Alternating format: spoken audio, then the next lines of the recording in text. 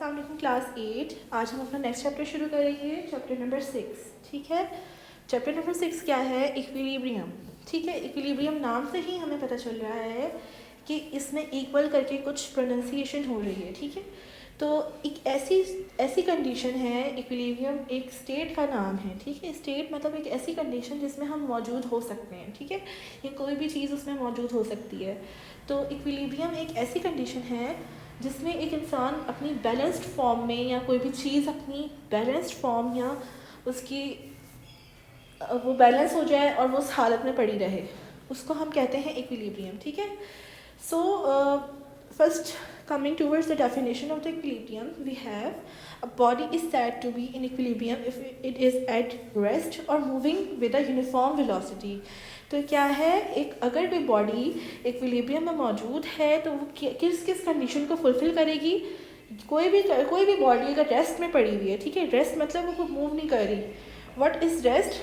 Rest is a condition in which the thing is not moving और is not in the state of motion. ठीक है, तो rest क्या है? No movement in our body. ठीक है, फर्स्ट ये हो गया। और second, moving with a uniform velocity. For example, we say that if a car is moving with a uniform velocity in a straight line, then what that means? That means कि वो जो car है वो एक uniform velocity में move कर रही है, वो अपनी वेलोसिटी को चेंज नहीं कर रही है। उसकी through out the journey velocity जो है वो यूनिफॉर्म है। यूनिफॉर्म मतलब सेम है। ठीक है, तो that condition is known as equilibrium. Coming towards the second definition, when two or more forces act on a body such that their resultant or combining effect on the body is zero and the body retain its state of rest or of uniform motion, then the body is said to be in equilibrium. For example, हम ये कह लें कि एक body है और उसके ऊपर जितनी भी फोर्सेस हैं, दो या दो से ज़्यादा, उन सब का जो रिजल्टेंट आएगा, मैं उन सब फोर्सेस को प्लस कर दूँ तो उनका जो रिजल्टेंट आएगा वो ज़ीरो आएगा और वो बॉडी रेस्ट में होगी या यूनिफॉर्म मोशन में होगी। ऐसी कंडीशन को हम कहते हैं कि वो बॉडी जो है वो इक्विलिब्रियम में मौजूद है। ठीक है, for example look towards this picture. ठीक है, there are 6 people in this picture and they are playing tug of war. Okay, in the first condition that says that the balance force are present there, 3 people on one side and 3 people on other side. ठीक है, the force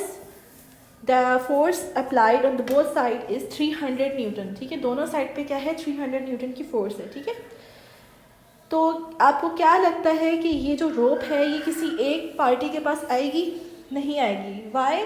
because the force on both side is same, is constant. ठीक है, and when two forces become equal, they cancel the effect of each other and the resultant is zero.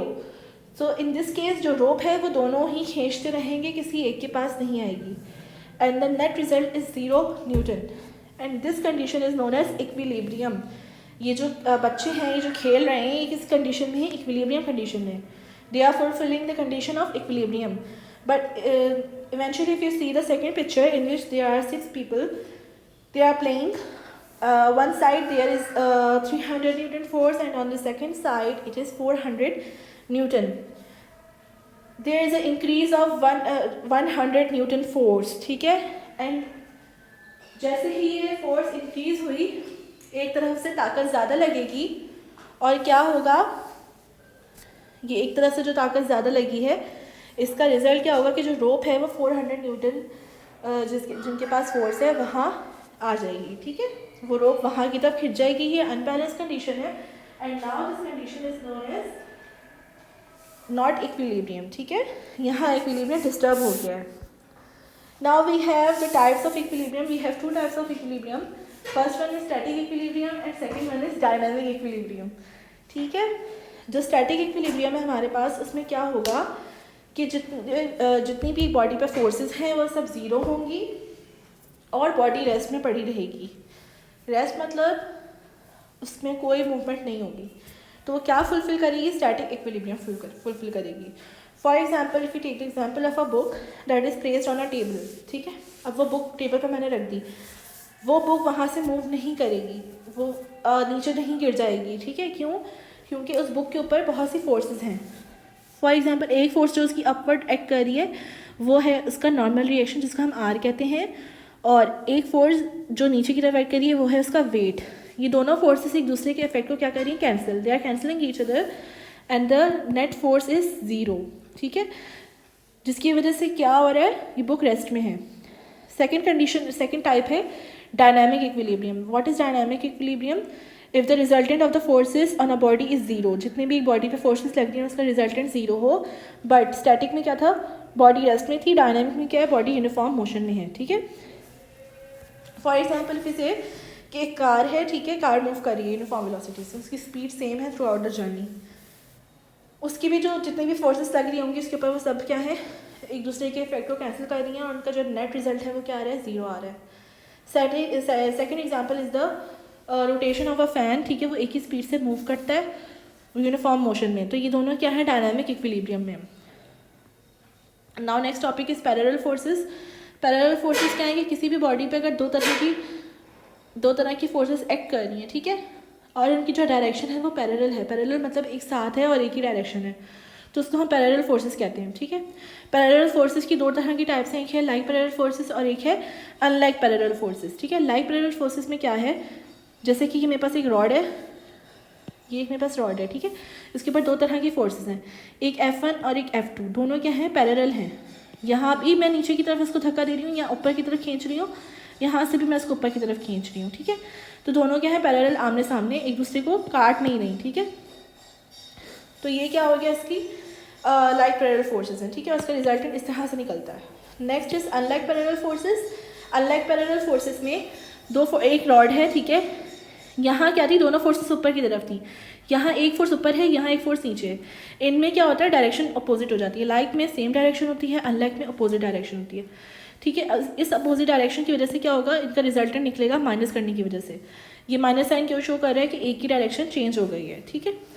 Next topic is axis of rotation. Now what is axis of rotation? Axis of rotation is basically a point, ठीक है, क्या है, point जिसकी वजह से जो fix रहता है और उसकी वजह से बॉडी जो है वो रोटेट करती है। कोई भी बॉडी, जब भी हम किसी बॉडी को रोटेट करने लगते हैं तो उसका एक फिक्स पॉइंट होता है। फॉर एग्जांपल अगर आप एक कंपास पकड़ें, उसमें पेंसिल लगाएं, तो जो उसकी जो निब होती है कंपास की, जो शार्प होती है, वो हम पेपर पे इसको रख के दबा के फिक्स करते हैं, फिर हम वो कंपास रोटेट करते हैं। तो हर रोटेशन को एक फ़िक्स पॉइंट चाहिए होता है, वो फिक्स पॉइंट जो रोटेशन को चाहिए ताकि वो रोटेट हो, उसको हम एक्सिस ऑफ रोटेशन कहते हैं, ठीक है।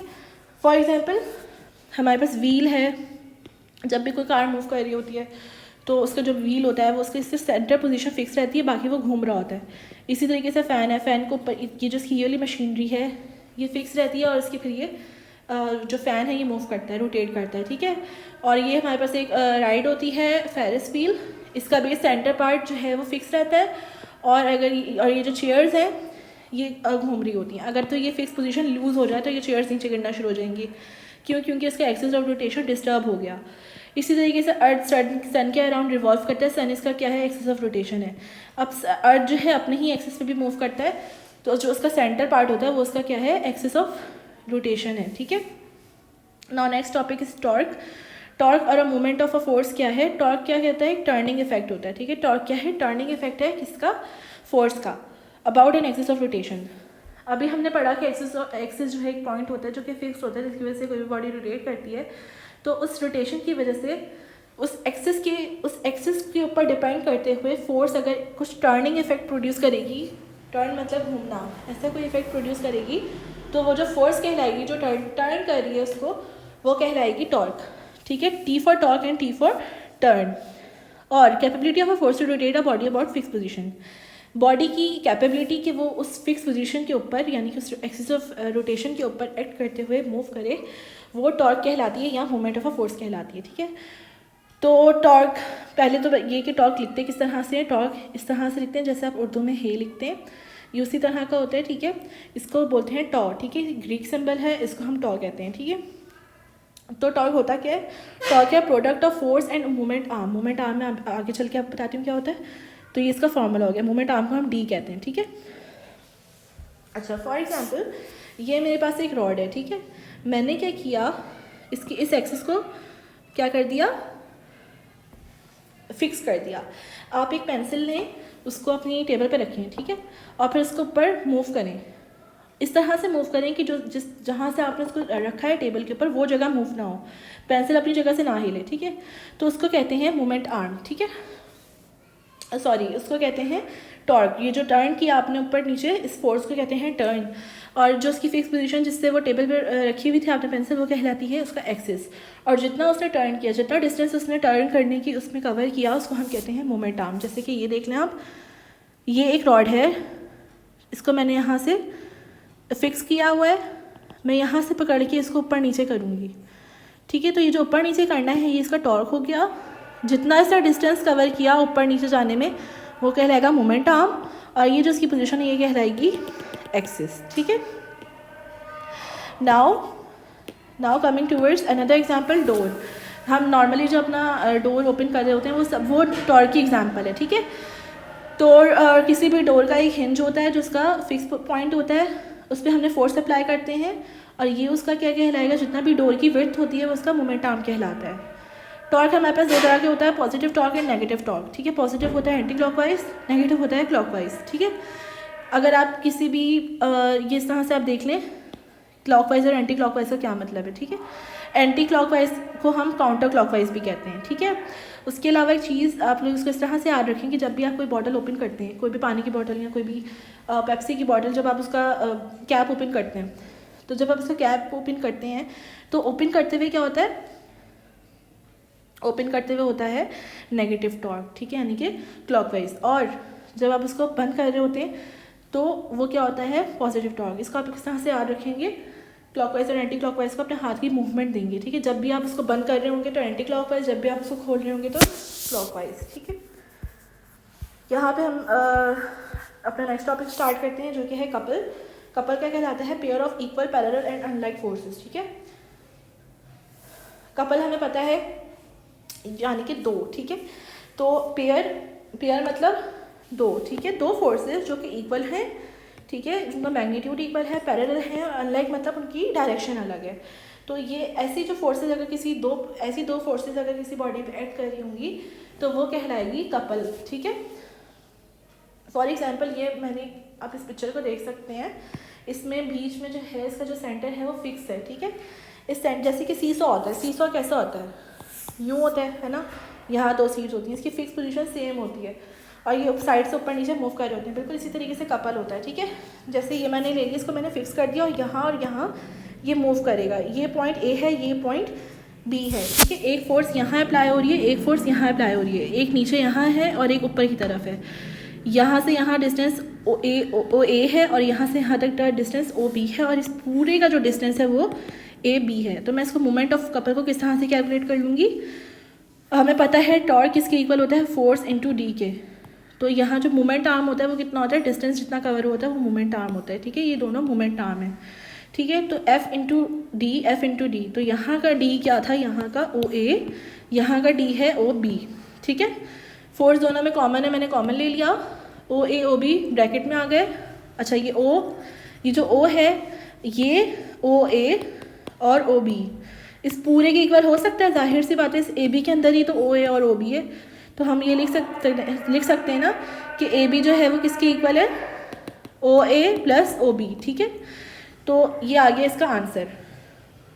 Next is moment arm of the force. मैंने बता दिया जितना भी डिस्टेंस कवर होता है वो मोमेंट आर्म कहलाता है, ठीक है। इसी तरीके से हमारा नेक्स्ट टॉपिक है आर्म ऑफ द कपल, ठीक है।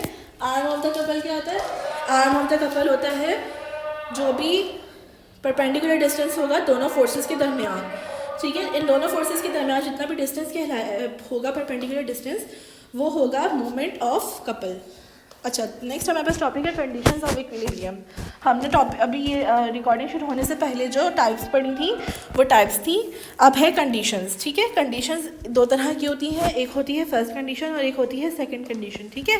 फर्स्ट कंडीशन हमारे पास होती है जिसमें हमारे पास है vector sum of all forces zero, ठीक है। एक ऐसी कंडीशन जिसमें किसी बॉडी पे जितनी भी फोर्सेस एक्ट कर रही हैं उन सबका जो सम होगा वो ज़ीरो होगा, ठीक है। तो ये क्या, वो बॉडी कौन सी कंडीशन फुलफ़िल करेगी, वो करेगी फर्स्ट कंडीशन फुलफ़िल करेगी, ठीक है। अच्छा, ये है सिग्मा, ठीक है। इस सिग्मा को हम, ये एक ग्रीक सिंबल है, इसको हम सिग्मा कहते हैं। इसका मतलब होता है समीशन, ठीक है, यानी कि ऐड करना, ठीक है।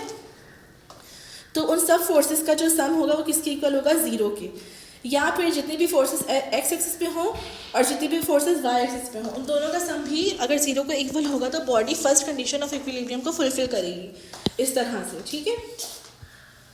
Now second condition of equilibrium, जब भी सारी टॉर्क्स, अभी जब हमने फर्स्ट कंडीशन पढ़ी इसमें फोर्सेस की बात हो रही थी, सेकेंड कंडीशन में टॉर्क्स की बात हो रही है, ठीक है। अगर सारे जो वेक्टर सम है सब टॉर्क्स का, अगर एक बॉडी पे एक्ट कर रही है बहुत सारी टॉर्क्स, उन सबका जो सम है अगर वो ज़ीरो के इक्वल होगा तो वो सेकेंड कंडीशन को फुलफिल करेगी, ठीक है।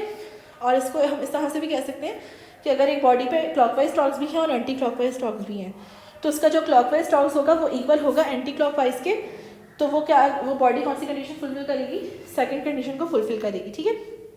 और हम इसको इस तरह से लिख सकते हैं। Now the third one is states of equilibrium, ठीक है। जब आप लोगों के पेपर में आएगा कि आप टाइप्स लिखें तो आपने स्टैटिक और डायनामिक लिखनी है, जब आएगा कंडीशंस लिखें तो फर्स्ट और सेकंड कंडीशन लिखनी है, जब आएगा स्टेट्स तो आपने ईयरली 3 स्टेट्स लिखनी है, ठीक है। अच्छा, इसको अब आपने अपने माइंड से समझना है। 3 तरह की हमारे पास स्टेट्स होती हैं, स्टेबल, अनस्टेबल, न्यूट्रल, ठीक है। स्टेबल इक्विलिब्रियम में आप अगर कोई पेपर की कोन बना लें या फिर आप बर्थडे कैप ले लें, उससे भी आप कर सकते हो, ठीक है। इसका आपने एक्सपेरिमेंट करना है, ठीक है। अच्छा, आप उस कोन को टेबल पे रख दें, ठीक है। आपने जब उसको टेबल पे रख दिया, उसकी जो ऊपर ये जो नुकीली साइड होती है, शार्प एज जो होता है इसका अपनी फिंगर टिप से मूव करें। जब आप इसको मूव करेंगे थोड़ी सी उठेगी, फिर आप उसको छोड़ेंगे तो वापस अपनी जगह पे आ जाएगी, ठीक है। तो ये कहलाएगी स्टेबल इक्विलिब्रियम, यानी कि बॉडी ने अपनी जगह चेंज नहीं की, मूव भी हुई लेकिन जगह चेंज नहीं की, ऐसी इक्विलिब्रियम की स्टेट कहलाती है स्टेट ऑफ इक्विलिब्रियम। सेकंड, अगर उसी कोन को या उसी बर्थडे कैप को आप उल्टा करके इस तरह से रख दें, इस तरह से कि उसकी जो शार्प एज है वो टेबल के ऊपर आ जाए, अब आप उसको मूव करेंगे ना तो वो यूं करके गिर जाएगी, यानी कि उसने अपनी पोजीशन चेंज कर ली, अपनी शेप भी चेंज कर ली, अपनी पोजीशन भी चेंज कर ली, और इस तरह से आ गई, तो ये क्या कहलाएगा, unstable equilibrium. Next one is neutral equilibrium. Neutral equilibrium में आप जब इसका ये वाला पार्ट होगा इसको देखेंगे, और जब आप इसको यूं करके जब आप इसको मूव करेंगे तो ये जो यूं करके गिर गई थी बर्थडे कैप या जो कोन, वो मूव करते हुए दूसरी जगह चली जाएगी, ठीक है। वो अपनी पोजीशन जो चेंज नहीं करेगी, अपनी पोजीशन चेंज कर लेगी बट अपनी शेप उसकी वैसी ही रहेगी, ठीक है। Next topic is centre of gravity, ठीक है। ये अभी मिस हो गया था बीच में, अब इसको आप कवर कर लेंगे यहाँ से कि हर शेप का एक सेंटर होता है जो इसका सेंटर ऑफ ग्रेविटी होता है। सेंटर ऑफ ग्रेविटी क्या होता है, जहाँ पे उस बॉडी का सारा वेट रिलाई करता है, ठीक है। पूरी बॉडी का वेट उस सेंटर पे डिपेंड कर रहा होता है। ये सेंटर ऑफ ग्रेविटी हम इक्विलिब्रियम चैप्टर में क्यों पढ़ रहे हैं, इसलिए पढ़ रहे हैं क्योंकि हर बॉडी का जो सेंटर ऑफ ग्रेविटी है अगर हम उस पर फोर्स लगाएंगे तो वो बॉडी इक्विलिब्रियम में रहेगी, ठीक है। जैसे आप एक स्केल लें, एक स्केल को आप अपनी फिंगर टिप पे रखें, जब आप उसको अपनी फिंगर टिप पे रखना शुरू करेंगे, जब आप यहाँ रखेंगे वो गिर जाएगा, यहाँ रखेंगे गिर जाएगा, कहीं सेंटर में जाके जब आप फिंगर टिप पे स्केल रखेंगे तो वो स्टेबल पोजीशन में आ जाएगा, वो फिर गिरेगा नहीं। तो ये क्या अचीव हो गया, ये इक्विलिब्रियम अचीव हुआ है बेसिकली, ठीक है। जैसे आप ये सीसॉ की एग्जाम्पल ले लें, जब दो बच्चे बीच में आके, जब दो बच्चे बैठे हुए होंगे और वो जब वो एक नीचे की तरफ फोर्स लगाएगा तो वो नीचे जाएगा, एक ऊपर की तरफ फोर्स लगाएगा वो ऊपर जाएगा, बट एक अगर वो दोनों इक्वल फोर्स लगाएं और वो जो पूरा जो सीसॉ है वो रुक जाए, तो वो इसका ये क्या है, सेंटर ऑफ इक्विलिब्रियम या सेंटर ऑफ ग्रेविटी है, ठीक है। ये आपका चैप्टर है। न्यूमेरिकल्स का PDF आपको सेंड कर दिया जाएगा, ठीक है। इसमें जो भी आपको पूछना होगा वो आप व्हाट्सएप पे पूछ सकते हैं। यहाँ पे आपका चैप्टर वाइंड अप हुआ। इसको याद किस तरह से करना है, पहले आपने बुक पूरी रीड करनी है, ठीक है। जो भी सवाल हो आप मुझसे पूछ सकते हो। उसके बाद आपने क्या किया, अपने गाइड्स खोल ली, नोट्स पता नहीं लेकिन आपके पास अगर नोट्स हैं आप वो खोल लें, अगर गाइड्स हैं तो आप वो खोल लें, ठीक है। उसको आपने बुक से मैच करते रहना है हर टॉपिक के साथ। जैसे इक्विलिब्रियम की डेफिनेशन ले लें तो आपने जब गाइड में देखी, अगर उसकी वर्डिंग थोड़ी सी बुक से चेंज है तो आप उसको बुक वाली वर्डिंग ही लिखेंगे, ठीक है। तो अपनी पेंसिल में साथ साथ चेंजेस करते जाएंगे और फिर उसको याद करके अपनी एक रफ कॉपी में नीट तरीके से लिख लेंगे और एक तरह से आपके साथ साथ आपको याद भी होता जाएगा, आपकी नोट्स भी बनते जाएंगे। ठीक है, इस तरह से आपको याद करना है। यहाँ पे आप इसको वाइंड अप करते हैं। थैंक यू, अल्लाह हाफिज़।